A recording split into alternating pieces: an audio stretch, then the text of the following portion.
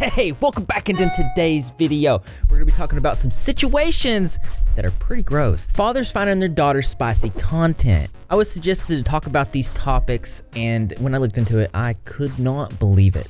On one occasion, a father sending a D-pic to his daughter. And on other occasions, parents are taking pictures for their daughter's spicy content. This is, you need to brace yourself for today's episode of Exploring TikTokers.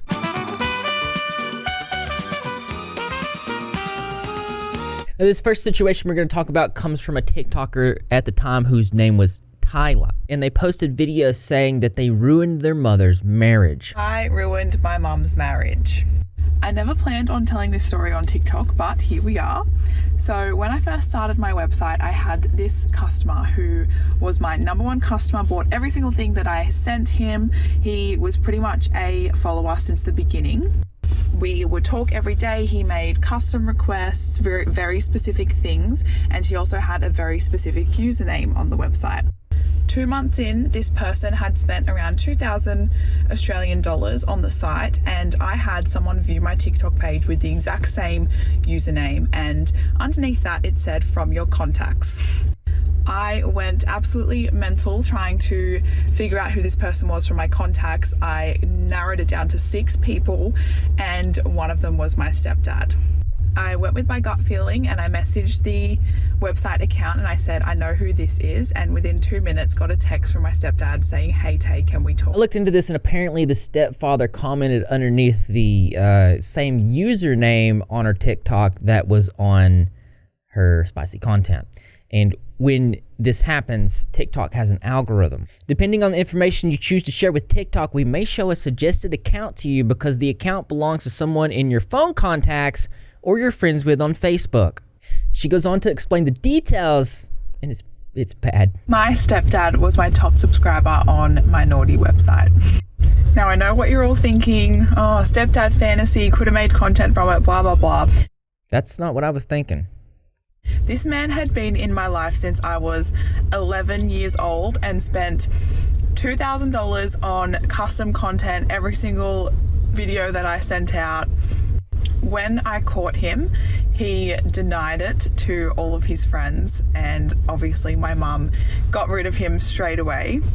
But yeah, if you want to talk about family trauma, my stepdad watched me have sex with my partner for 2 months. One user says, so it's okay when other women's husbands support your online prostitution, but when it's personal and it's your mom's husband, that's a problem. So this person's obviously stupid. So there's some pretty gross implications here. Number one, this man raised this girl as a daughter from the age of 11. So once you knew she had spicy content, that's obviously a boundary that you do not cross. And the other implication is, why would you want to? And she explains from the custom content that he was requesting, it becomes disgustingly clear. Here is the custom content that my stepdad was requesting on my naughty site. Like I said in a previous video, we messaged every single day on the website and he would make requests almost every single day. One of them was to see the underwear that I was wearing every day. At the time I was working still, so I was out of the house 5 days a week, and he would ask for pictures in the bathroom or the change rooms of wherever I was. He also requested that when I was filming solo content at home that I would not do it in the bathroom or in the shower. He always wanted it to be on my bed or on the floor of my bedroom, which, mind you, he had access to this room every single day. He specifically wanted her to be in areas that he could easily access so he could be closer to said fantasy. I don't know if you caught that, but he also requested that when I was filming solo content at home that I would not do it in the bathroom or in the shower. So she was doing a type of content that you'd normally like to be in the shower for, so as if not to make messes, but she was requested to do it in areas that he could access. So I don't know if I'm making it clear for you, but if not, she goes on to say this.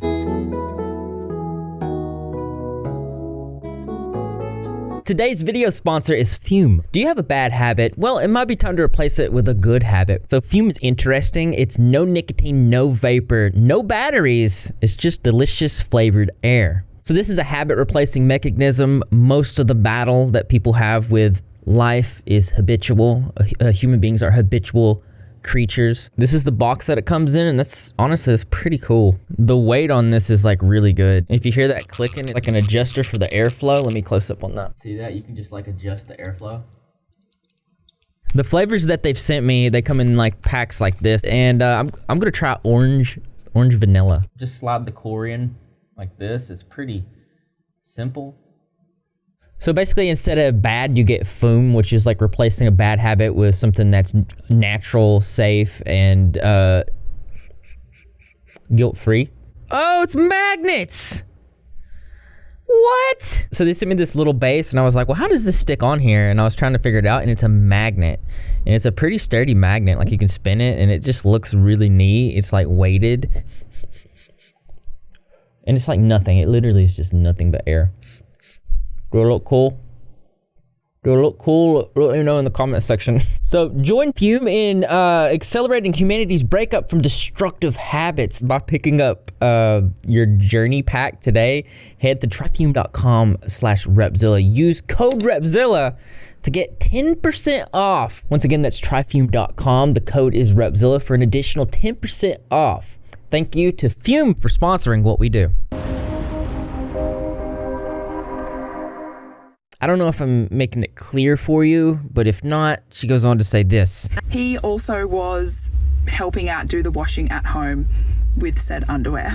I actually have here a little notebook from the time, and it says the name of the username, change room / public stuff that he was wanting.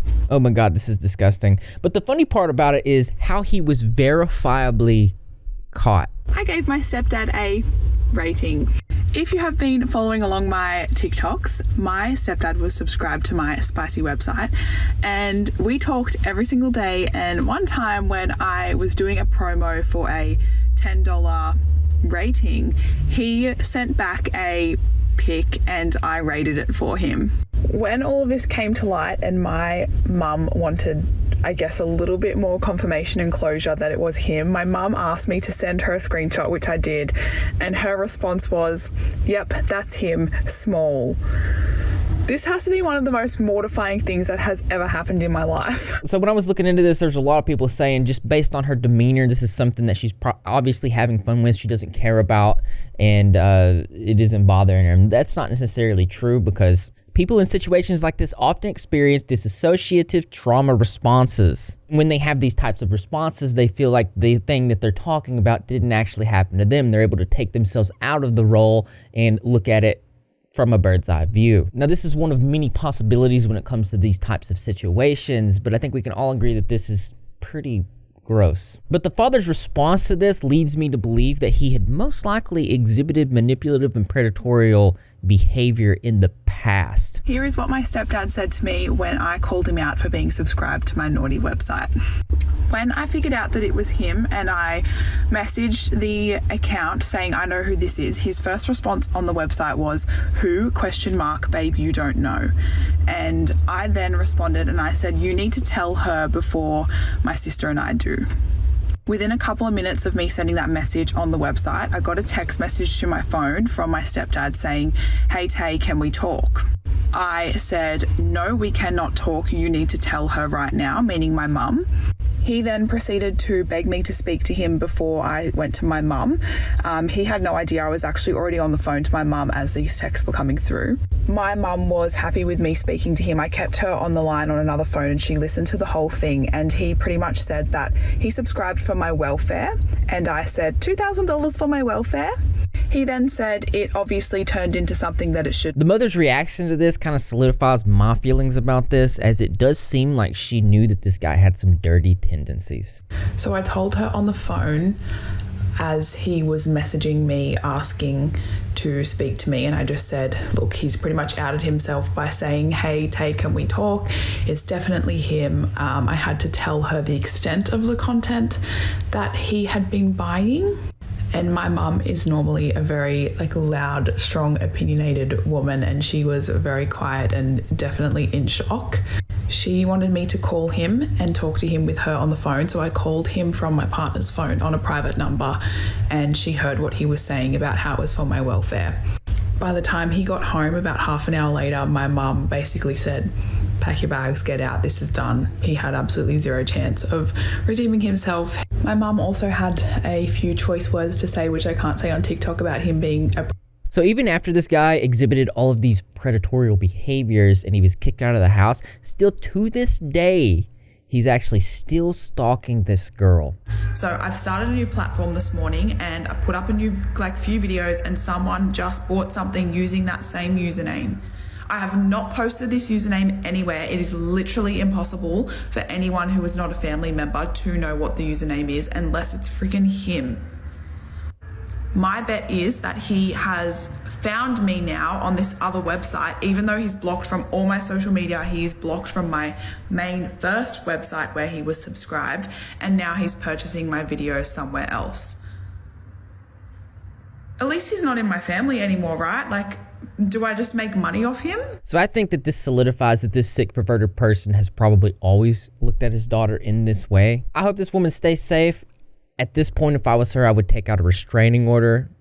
It's getting weird, but let me know what you guys think in the comment section below. Before we get into the next situation I want to talk about, I've seen this clip from the Whatever podcast where it turns out the daughter has parents that are taking pictures for her spicy content. And I want to hear you guys' opinions on this. Yes, my dad knows, because he was like the first one actually was supporting me before my mom was, and my dad take pictures of me. My mom takes pictures of me for OnlyFans. So your mom and dad, they're your photographers. Okay. They don't care. And that's extremely disturbing to me.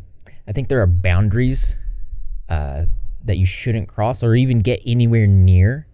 Let me know your thoughts on this. And to hear that the father was the first to jump at being supportive about this type of thing and taking pictures is a red flag to me. I would go as far to say that I guess that he has a lot to do with the last dad that we spoke about. But it gets worse. You do full nudity on OnlyFans? Like take pictures like that, like just like teasing. Like I don't care. Or like pictures of my ass like in a bathing suit. Like they don't do that. Do they help? I do that myself. Are they like act as your manager too, or? With my money. They like my mom does my taxes for me, basically. Sure. And like just like my dad like is on the account too. Okay. Like does it. Got it. So essentially you have parents who are helping the daughter make money with her body. This is what you call bad optics. So the problem that I see with the parents participating in the daughter's spicy content is that it could contribute to the objectification of the daughter and therefore reducing her to her physical appearance or her spicy appeal, as opposed to valuing her as a whole entire person. But this is blurring more lines than just that. And no matter what you think, this is without a doubt blurring the healthy boundaries between parents and children. The next situation that we have also comes from the hellscape we know as TikTok. A TikToker named Carla posted saying, she said, LMAO, did you know it's not illegal for your father to buy your inappropriate images? Damn, it definitely should be. So normally it isn't illegal to buy an adult spicy content, but in this situation, along with the obvious moral and disgusting ethical lines that we've discussed previously, there are a couple factors to consider. Inks laws. In many jurisdictions, Inks laws prohibit actual relationships or actual activity between close relatives, including fathers and daughters. While purchasing explicit photos may not involve physical contact, it could still be considered as contributing to an incestuous dynamic, which might be illegal depending on the laws in the specific jurisdiction. These things obviously also apply to the situation to do with Talia. Carla goes on to say, when my dad, yes, my dad, has been buying my OF content through not one but 2 accounts and was a personal client of mine on both of my accounts for over a year. And the only way I found out is because he called me to play with myself for $150 and I could hear my mom in the background talking on the phone. Holy... One user saying, I'm so sorry about that. That's so traumatic. Another saying, this is the most traumatic thing I've ever read. I'm so sorry. Now, I want you to keep in mind that this is this girl's biological father. And when she put out this video, somebody commented to which she responded saying this. They said, your fault for doing it. Hope King taught you a lesson. This person is obviously disgusting and most likely looks like Smeagol. See, this type of blaming is harmful because it undermines the experiences and suffering of the person it actually happened to while also deflecting away from the action of the predator. Now, it's very obviously important that we hold those disgusting individuals accountable for their actions. not the children. Often people who say this are very stupid or projecting, because obviously they have no idea what happened in the situation. Carla goes on to allege crimes that YouTube will not let me explain in detail. Just understand this, a P word has no place in society. Whenever I was like middle school age, so around 7th grade, 8th grade, I would have several fake accounts reach out to me. But the first account that really caught my eye was George Lewis. And this George Lewis was really demanding and wanted a lot. And you know what? My 8th grade self participated in some. None where it personally involved me sending anything. So I think it's important to explain when she says she participated in it but not willingly, is that we find later on that the father actually had taken the phone of the girl, taking photographs from her phone when she was 15 that were inappropriate, and saved them on his phone. But he would send me pics on my old Snapchat so I could rate his penis for money. This is the George Lewis account that he had used whenever I was in middle school. So obviously I just found out yesterday that he had been behind 2 separate accounts that have been clients for a very long time. So he's just been building this attraction towards me for years. Your king has been doing that for years. So just going over this and listening to the details of how this biological father preyed on and stalked his daughter for years anonymously. One of the most disturbing stories I've ever heard on the internet. Exploitation. Even if both parties are adults, there could be concerns about exploitation, coercion, or abuse of power, particularly if the father is in a position of authority or influence over the daughter. Another really gross part about this is he'd made multiple accounts. One of the accounts got so demanding and aggressive that she had to cut that person off. Keep in mind, this was the father. This is really, really messed up. Stopped business with account Enrique because he was getting really demanding. Next thing you know, Marcos popped up, but it was just my father trying to reach out to me on a different account because I wasn't giving him attention on his first account.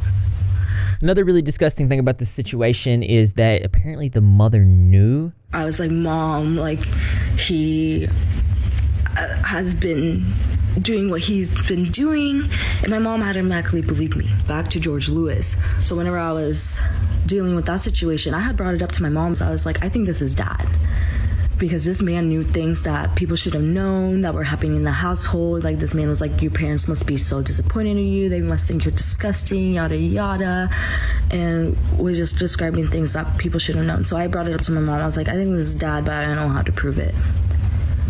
Mind you, I just found out yesterday that he's been under the account of George Lewis, but my mom has personally known for the last 2 months. Technically, obviously, that's a way of child endangerment, if that makes any sense. This dude was degrading the daughter from doing the content at the same time he's consuming the content. And finding out the mother knew about this is not good. So apparently there was a court case to do with this, but this person's TikTok no longer exists, so I'm unable to get any updates on it.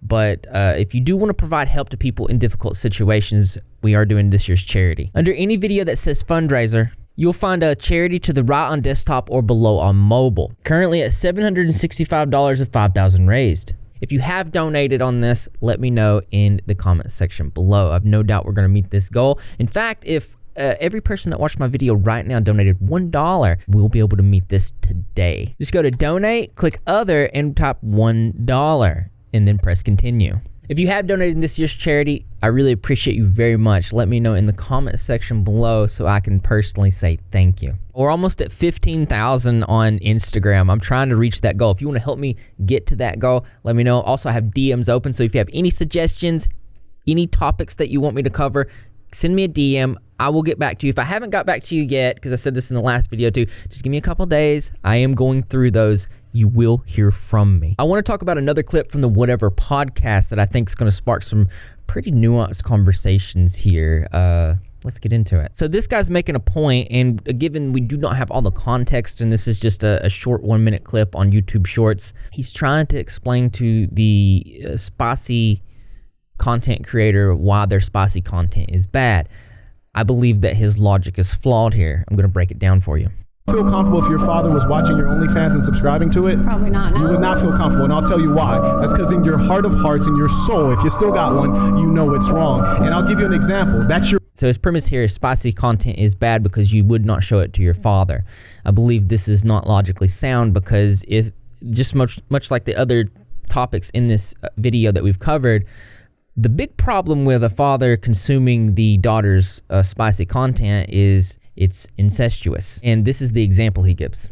You know it's wrong. And I'll give you an example. That's your work. In my work, if my mother consumed my work, I'd be thankful and pleased that she took an interest in my work and supported my work. If she bought my products, I'd be thankful. If your mother or father bought your products, you'd be disgusted and ashamed because you know what you're doing is wrong and the product of what you're doing is bad. So I understand this dude is very against spicy content creation, but this is not the same equivalence. There are very clear nuances. It's essential to recognize that the X industry encompasses a wide range of experiences and perspectives. While some individuals may choose to create spicy content willingly and autonomously as a form of work, others may do so out of financial necessity, coercion, or exploitation. In these situations, the work may not be entirely voluntary or may involve harmful power dynamics, which can impact the well-being and agency of the individuals involved. There are other ways this could have been framed, because I'm guaranteeing the work that he's doing and the work that she's doing is completely different. Whether or not you think that spicy content is morally reprehensible, wrong, or not, it does not equate to the reasons why it would be wrong for a parent to consume a daughter's spicy content. One could be considered a federal crime and the other one's not. I think it would have been a better example to say, how would you feel if friends consumed that content? Because that would make a little bit more sense. Do you feel proud of your work in that regard? Because that's the point he's trying to make. But using a father is not. But let me know your thoughts below. I'm pretty sure it's going to open up some interesting conversations that we can have. That being said, as interesting as this is always something that's more interesting to me. That's right. You guessed it. I want to know what you think. So why don't you go ahead and leave your creative and interesting responses in the comment box below. Thumbs up for those likes. As always, brothers and sisters, I will see you in the next video. Thanks again if you've donated in the charity. I also want to give a big shout out to my patrons for your continued and ongoing support. I really appreciate you guys. If you want to support the channel and help me call out terrible, just absolutely bizarre situations, among other things, on the channel and get your name at the end of my videos, then the Patreon link is in the description. I will put it in the pinned comment. It is a great way to support the channel, and it's also another way to show that you're repping. If you're not repping, you're getting how you do that. Subscribe, notification, turn on, be in the comment section every single video, because I'm going to be there. Greg the Cat's going to be there in spirit, and the rest of the Rep Squad community as well. And I expect to see you there too, because this channel loves you. Now it's time to work on the next video.